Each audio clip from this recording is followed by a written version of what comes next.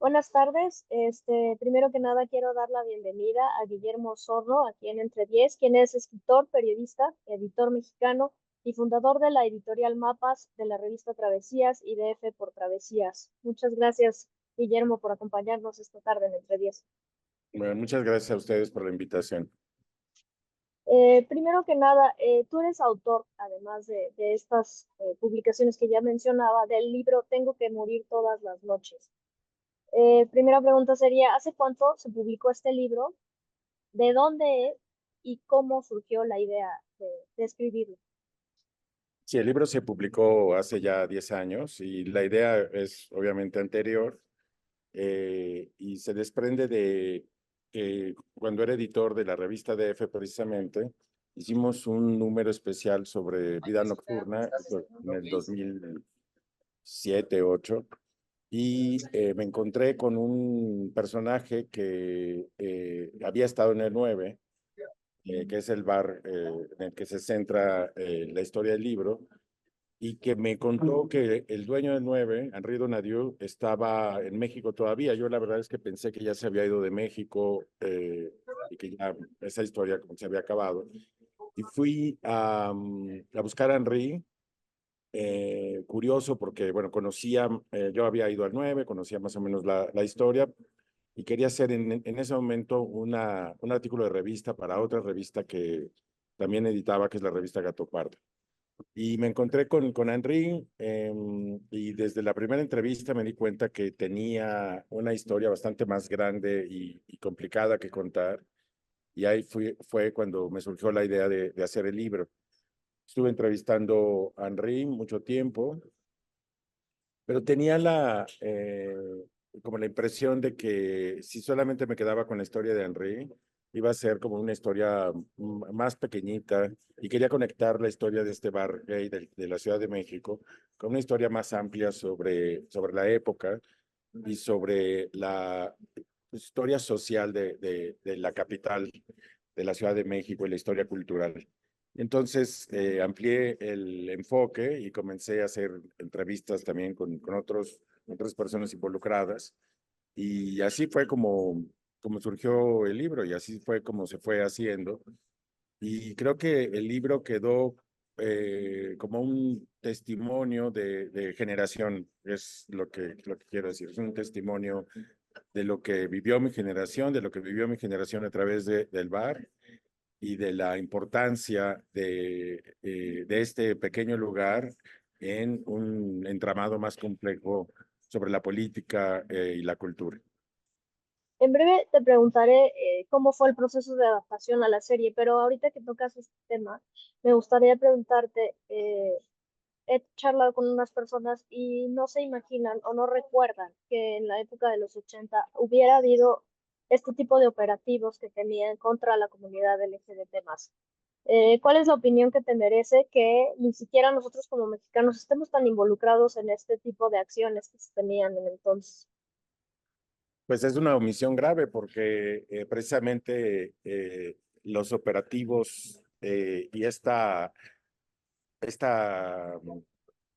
como violencia de las autoridades frente a la comunidad LGBT fue lo que originó en alguna medida la primera marcha del orgullo homosexual, como se llamaba, o gay lésbico.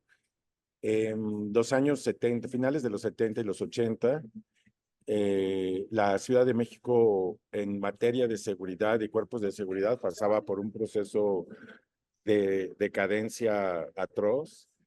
Eh, Hay que recordar que Arturo Durazo Moreno estuvo al frente en esa época de la policía de la Ciudad de México, y la policía funcionaba no para atender al ciudadano, sino como una corporación corrupta, en donde más bien los policías tenían que pagar una cuota a su jefe para estar en el puesto, y a su vez ellos ganaban dinero, no de un sueldo, o sí de un sueldo, pero sobre todo de la mordida, como le llamamos, de la corrupción. Entonces, pues atacaban como en esta corrupción se atacaba bueno, a muchas personas, a los infractores de las leyes de los autos, en fin, pero sin duda enfocaron alguna parte de sus baterías a la comunidad LGBT porque era una comunidad vulnerable, y entonces, como existía esta cláusula en el Código Penal de las faltas a la moral, pues la policía te podía apresar, hacer racias, en fin, violentar tus derechos. Y pues la verdad es que la comunidad vivía bastante atemorizada de que esto pasara. Pasaba en los bares y pasaba en la calle. Y lo que pasaba, no es que te metieran a la cárcel o en fin, o que se hiciera un juicio, sino que te detenían durante 3 días o 2 días o un día, y hasta que no soltabas el dinero no salías.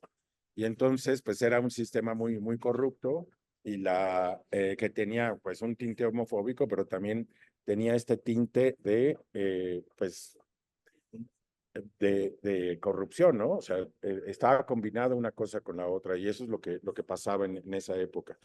Digamos, se reconoce el tema de la corrupción policíaca, pero, y se ha reformado en buena medida, pero no se ha como puesto demasiada énfasis en las víctimas de esa corrupción.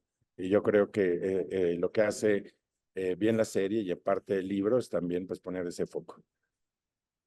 Justo, bueno, primero, ¿cómo fue adaptar el libro a la serie? ¿Participaste de esto?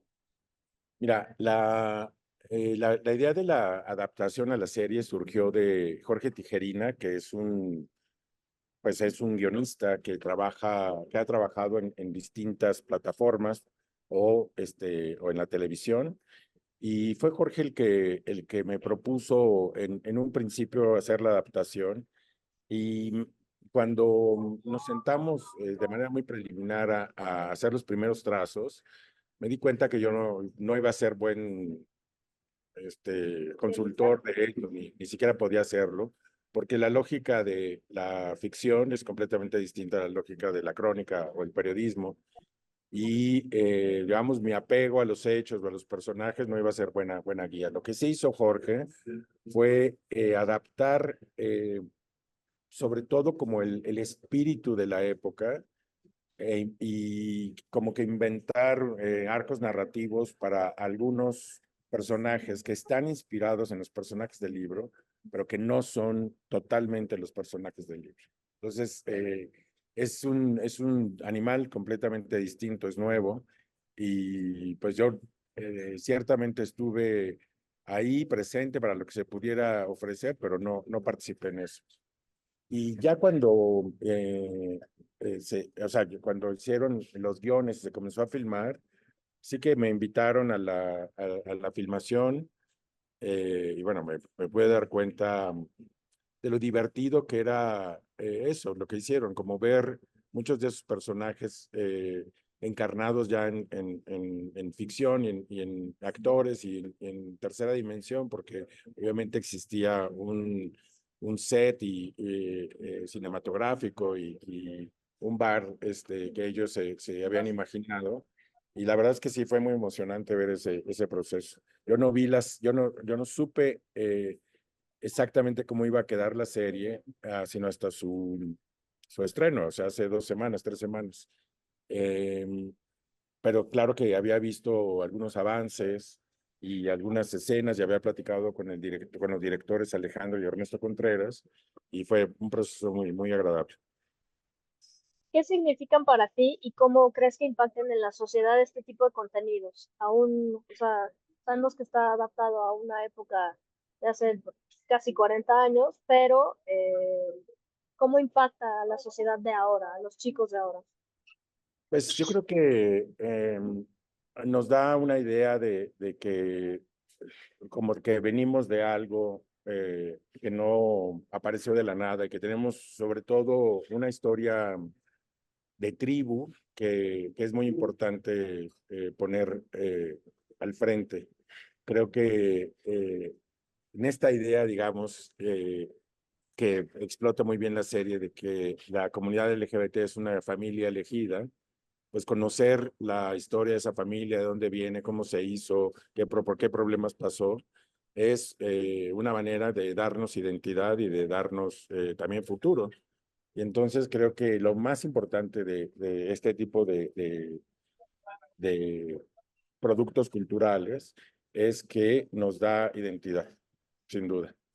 Sin duda. ¿Qué más podemos hacer desde el arte para apoyar a la comunidad?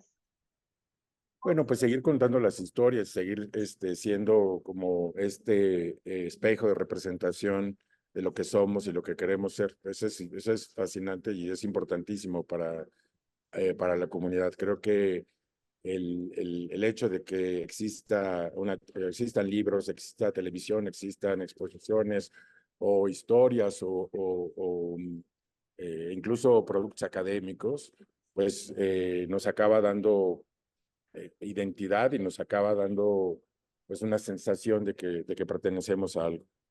Claro. ¿Qué consideras en ese sentido que nos falta por hacer, por exigir como comunidad? Pues seguir revisando el pasado y el presente. O sea, esta es una serie de los 80, pero ¿qué pasó en los 90? ¿Qué pasó en los 2000? ¿Qué nuevos bares hubo? ¿Qué cambios hubo? ¿Qué personajes fascinantes